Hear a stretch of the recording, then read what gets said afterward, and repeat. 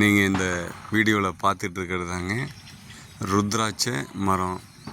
நான் 2019 கொரோனா பீரியடில் வாங்கி வச்சேன்.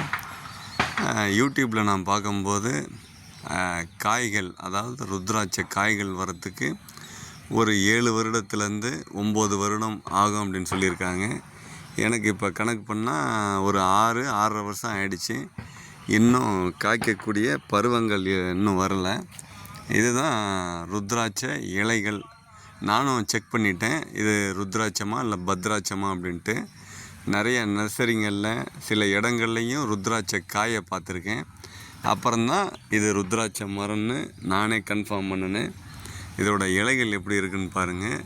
ஆனால் எப்போ காய்க்கும்னு தெரியல. உங்களுக்கு தெரிஞ்சால் கமெண்ட் பாக்ஸில் கமெண்ட் பண்ணுங்கள். நன்றி.